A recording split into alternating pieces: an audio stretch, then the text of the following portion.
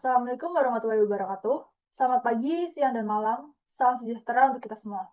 Yang terhormat, Bapak Ibu dosen penguji dan Ibu Uri Hadiani, terima kasih atas kesempatan yang telah diberikan.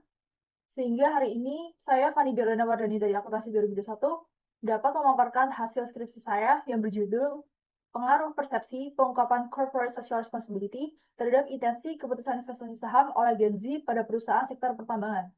Studi pada mahasiswa S1 FEB UGM. Keputusan investasi merupakan suatu keputusan dalam menempatkan sumber daya keuangan yang dimiliki saat ini untuk menghasilkan keuntungan yang lebih besar di kemudian hari. Investasi menjadi hal yang penting karena meningkatkan pendapatan dan kekayaan secara pasif sehingga mampu mengamankan kondisi finansial di masa kini dan masa depan.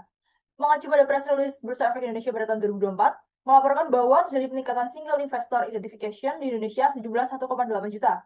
Hal tersebut menunjukkan bahwa peningkatan ketertarikan masyarakat terhadap keinginan investasi telah mereka eksekusi dan realisasikan dengan menerapkannya secara langsung yang terbuktikan dengan meningkatnya SID di Indonesia per tahun 2024. Di antara 4 generasi di Indonesia, termasuk Baby Boomers, Gen X, Millennial, dan Gen Z, menunjukkan bahwa 24,1% dari Gen Z berkontribusi sebagai investor aktif. Hal tersebut juga didukung oleh pernyataan dari BI bahwa pada tahun 2024, sejumlah 54,92% dari 14 juta SID didominasi oleh individu berusia kurang dari 30 tahun. Intensi keputusan investasi saham oleh Gen Z sebagai investor sangatlah penting, mengingat bahwa dari 4 generasi yang aktif berinvestasi, terdapat Gen Z yang merupakan generasi termuda dan mendekati usia legal untuk dapat berpartisipasi dalam investasi, sehingga mampu menggantikan generasi sebelumnya dan mencapai financial freedom. Seperti yang rilis dari Denver Group pada tahun 2024, bahwa selama beberapa dekade mendatang, diperkirakan 68 triliun US dollar akan ditransfer dari baby boomers dan Gen X ke millennial dan Gen Z. Adanya karakteristik dan preferensi yang dimiliki oleh Gen Z seperti kepedulian terhadap nilai dan isu lingkungan serta sosial menjadikan mereka kelompok yang vokal dalam memilih perusahaan yang berkomitmen terhadap nilai-nilai tersebut. Menurut hasil dari studi Global Denver Group pada tahun 2024, bahwa 72,8% dari 800 klien yang masuk dalam kategori milenial dan Gen Z menuntut adanya portofolio investasi yang berisikan nilai lingkungan, sosial, dan tata kelola. Selain dari ketiga nilai tersebut, Gen Z juga mempertimbangkan dan menjadikan keberlanjutan dari perusahaan sebagai prioritas utama mereka. Dalam CSR, terdapat model piramida Carroll yang mendefinisikan CSR dengan mencakup 4 aspek tanggung jawab berupa ekonomi, hukum, etika, dan filantropi. Dalam beberapa tahun terakhir, terdapat berbagai kasus terkait CSR seperti pada tahun 2024, di mana PT Bukit Asam digugat oleh LSM Lestari dan divonis perkara kerusakan lingkungan. Kemudian ada kecelakaan kerja PT Alnusa pada tahun 2023 dengan 3 orang pekerja yang mengalami luka bakar serius. Selain itu, terdapat kasus korupsi dana CSR yang melibatkan PT Aneka Tambang dengan Universitas Jenderal Sudirman sebesar 2,14 miliar rupiah. Pada April 2025, nilai ESG di Bursa Efek Indonesia pada PT Bukit Asam masuk dalam kategori severe yang berarti memiliki risiko ESG yang berat. Sedangkan pada PT Alnusa dan PT Aneka Tambang masuk dalam kategori high yang berarti memiliki nilai risiko ESG yang tinggi. Oleh karena itu, penelitian ini mengajukan pertanyaan penelitian sebagai berikut. Pertanyaan penelitian pertama yaitu bagaimana pengaruh persepsi pengungkapan CSR aspek tanggung jawab ekonomi perusahaan terhadap intensi keputusan investasi saham oleh mahasiswa S1 FEB UGM pada perusahaan di sektor pertambangan. Pertanyaan kedua yaitu bagaimana pengaruh persepsi pengungkapan CSR aspek tanggung jawab hukum terhadap intensi keputusan investasi saham oleh mahasiswa S1 FEB UGM pada perusahaan di sektor pertambangan. Pertanyaan ketiga yaitu bagaimana pengaruh persepsi pengungkapan CSR aspek tanggung jawab etika perusahaan terhadap intensi keputusan investasi saham oleh mahasiswa S1 FEB UGM pada perusahaan di sektor pertambangan. Dan pertanyaan yang keempat yaitu bagaimana pengaruh persepsi pengungkapan CSR aspek tanggung jawab filantropi perusahaan terhadap intensi keputusan investasi saham oleh mahasiswa S1 FEB UGM pada perusahaan di sektor pertambangan. Tujuan dari penelitian ini yaitu menganalisis pengaruh persepsi pengungkapan CSR aspek tanggung jawab ekonomi, hukum, etika, dan filantropi perusahaan terhadap intensi keputusan investasi saham oleh mahasiswa S1 FEB UGM pada perusahaan di sektor pertambangan. Kemudian penelitian ini berkontribusi pada 3 hal yaitu praktis, teoritis, dan kebijakan.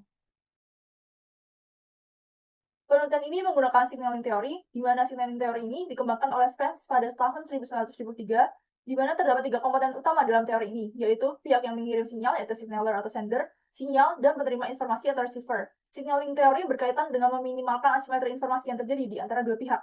Dalam konteks penelitian ini, perusahaan sebagai signaler atau sender mengirimkan sinyal berupa informasi keuangan maupun non-keuangan dan diterima oleh investor sebagai receiver. Kemudian, setelah menerima informasi tersebut, investor akan menentukan bagaimana cara mereka memahami sinyal yang diterima dan diberikan, serta akan membentuk persepsi dan pandangan terkait perusahaan. Apabila investor menerima dan memproses sinyal tersebut dengan baik, maka mereka akan memutuskan untuk berinvestasi pada perusahaan tersebut.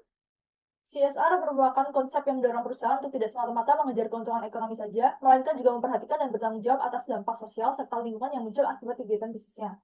Oleh karena itu, demi mencapai kemajuan baik di bidang ekonomi maupun di sosial, Carroll membagi tanggung jawab sosial perusahaan dengan menggunakan piramida Carroll menjadi 4 aspek, yaitu ekonomi, hukum, etika, dan filantropi. Pada tanggung jawab ekonomi, mengacu pada kemampuan perusahaan dalam bertahan dan berkembang melalui penciptaan keuntungan yang berkelanjutan. Pada aspek tanggung jawab hukum, mengacu pada keharusan perusahaan dalam mematuhi seluruh peraturan yang berlaku. Kemudian pada aspek tanggung jawab etika, mengacu pada aktivitas perusahaan yang diperbolehkan dan dilarang, namun tidak terikat oleh hukum. Kemudian pada aspek tanggung jawab filantropi, mengacu pada tindakan sukarela perusahaan dalam rangka memenuhi tanggung jawab sosialnya, meskipun tidak diwajibkan secara hukum atau etika.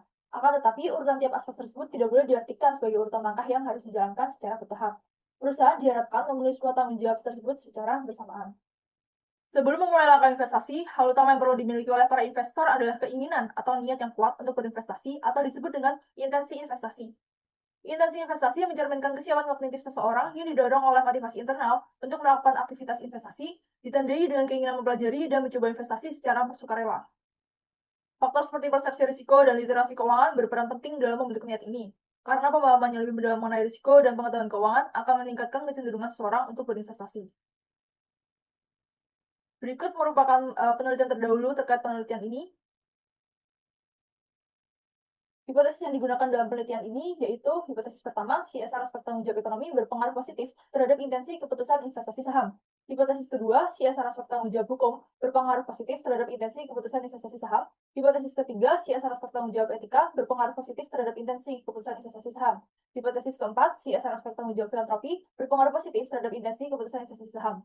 Dalam penelitian ini digunakan dua variabel kontrol, yaitu pengambilan mata kuliah etika bisnis dan pendapatan atau uang saku selama 1 bulan. Pendekatan pada penelitian ini menggunakan metode kuantitatif dengan data primer yang mendistribusikan kuesioner dalam bentuk Google Form. Pengukuran yang digunakan menggunakan pengukuran skala Likert 1-5, dengan skala 1 menunjukkan bahwa responden sangat tidak setuju, hingga skala 5 menunjukkan pandangan responden sangat setuju terhadap pertanyaan yang diajukan.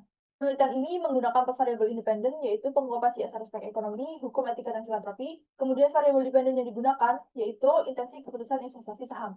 Penelitian ini menggunakan sampel mahasiswa S1 yang UGM dan metode perhitungan sampel berupa swapping method. Melalui perhitungan ini ditemukan bahwa jumlah target sampel berjumlah 95 mahasiswa, akan tetapi agar mendapatkan hasil yang lebih akurat, maka jumlah target sampel ditetapkan menjadi minimal 100 mahasiswa. Terdapat 8 bagian utama kuesioner sebagai berikut.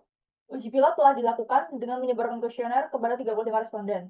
Responden yang digunakan pada uji pilot merupakan mahasiswa aktif S1 FEB non-UGM, di mana pemilihan mahasiswa aktif FEB non-UGM ini untuk menghindari adanya bias dan sebagai langkah preventif penggunaan ulang data. Pada uji validitas pada pilot menunjukkan bahwa seluruh item valid, dan pada uji reliabilitasnya menunjukkan bahwa semua item reliable. Data dikumpulkan menggunakan kuesioner dalam bentuk Google Form dan mendistribusikan melalui Line dan WhatsApp. Kemudian data yang telah terkumpul akan diuji kualitas instrumennya melalui uji validitas dan reliabilitas. Data dianalisis menggunakan analisis statistik deskriptif, uji asumsi klasik, dan uji hipotesis dengan kriteria sebagai berikut. Berikut merupakan model regresi linear berganda yang digunakan. Kemudian berikut merupakan karakteristik responden. Dan berikut merupakan statistik deskriptif responden. Kemudian pada pengujian kualitas instrumen bagian validitas menggunakan metode bivariate person correlation, diketahui keseluruhan item pertanyaan pada kuesioner valid. Kemudian pada pengujian kualitas instrumen bagian reliabilitas menggunakan metode Cron-Batch alpha, didapatkan bahwa semua item pertanyaan dari tiap variabel ini memiliki reliabilitas yang baik. Kemudian pada pengujian asumsi klasik bagian normalitas menggunakan metode Kolmogorov-Smirnov, didapatkan bahwa persebaran data mengikuti distribusi normal. Pada pengujian asumsi klasik bagian multikolinearitas menggunakan metode variance inflation factor, didapatkan bahwa model regresi terbebas dari multikolinearitas. Kemudian pada pengujian asumsi klasik bagian heteroskedastisitas menggunakan metode Glatzer, didapatkan bahwa model regresi terbebas dari heteroskedastisitas. Kemudian pada uji regresi linear berganda didapatkan hasil model regresi sebagai berikut. Pada pengujian hipotesis bagian pengujian koefisien determinasi, didapatkan R-square sebesar 0,601 yang menunjukkan bahwa model regresi mampu menjelaskan variasi variabel dependen sebesar 60,1%, sedangkan 39,9% dijelaskan oleh variabel lain di luar model ini. Pada pengujian hipotesis bagian UGF, didapatkan keseluruhan variabel independen secara simultan berpengaruh signifikan terhadap dependen. Pada pengujian hipotesis bagian UGT, didapatkan semua variabel independen berpengaruh signifikan terhadap intensi keputusan investasi saham. Sedangkan pada variabel kontrol, keduanya tidak berpengaruh terhadap intensi keputusan investasi saham. Dari pengujian yang telah dilakukan, maka hipotesis 1 yaitu CSR aspek tanggung jawab ekonomi berpengaruh positif terhadap intensi keputusan investasi saham diterima. Hasil penelitian tersebut didukung temuan Ziago bahwa faktor keuangan atau financial results menjadi faktor utama yang berpengaruh terhadap keputusan investasi individu. Selain itu, Jagongo dan Mutswenche juga menemukan bahwa perkiraan laba perusahaan, laporan laba dan kondisi keuangan, kinerja saham perusahaan di masa depan, dan price per share menjadi faktor yang paling berpengaruh terhadap keputusan investasi individu. Kemudian pada hipotesis 2 yaitu CSR aspek tanggung jawab hukum berpengaruh positif terhadap intensi keputusan investasi saham diterima.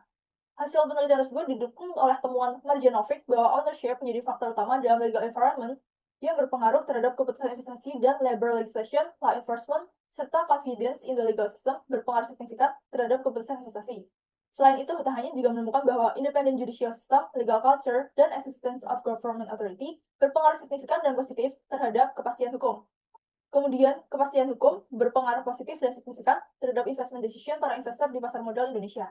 Kemudian pada hipotesis ketiga yaitu CSR aspek tanggung jawab etika berpengaruh positif terhadap intensi keputusan investasi saham diterima. Di mana hasil penelitian tersebut didukung temuan Hoffman bahwa moralitas perusahaan berpengaruh signifikan terhadap keputusan investasi. Selain itu, Tan juga menemukan bahwa pengungkapan perilaku tidak etis di perusahaan secara signifikan menurunkan willingness to invest investor. Kemudian willingness to invest investor ini menurun drastis apabila terjadi perilaku tidak etis perusahaan kepada karyawan, masyarakat, pesaing, dan pelanggan, serta level of moral support memoderasi sehingga semakin besar penurunan willingness to invest pada perusahaan yang tidak etis. Kemudian pada hipotesis 4 yaitu CSR aspek tanggung jawab filantropi berpengaruh positif terhadap intensi keputusan investasi saham diterima. Bahwa hasil penelitian ini didukung temuan Bremer dan Millington bahwa pengeluaran filantropi perusahaan yang lebih tinggi memiliki reputasi yang lebih baik. Selain itu, kebijakan filantropi perusahaan juga berperan penting dalam membentuk reputasi, terutama terkait cara perusahaan mengolah dan menyalurkan dana filantropi. Kemudian, Tais juga menemukan bahwa besarnya Corporate Philanthropic Donation Ratio atau CPDR yang tinggi berdampak positif pada persepsi investor terhadap nilai perusahaan. Investor melihat CPDR yang tinggi sebagai indikasi nilai-nilai yang dianut perusahaan yang mengurangi skeptisisme terhadap CSR dan meningkatkan penilaian mereka terhadap perusahaan. Sebaliknya, CPDR yang rendah dianggap lebih didorong oleh motif egois, sehingga meningkatkan skeptisisme CSR dan menurunkan penilaian investor. Kedua penelitian ini menegaskan bahwa aspek filantropi berkontribusi pada reputasi dan nilai perusahaan. Yang keduanya menjadi pertimbangan utama bagi intensi keputusan investasi saham oleh investor.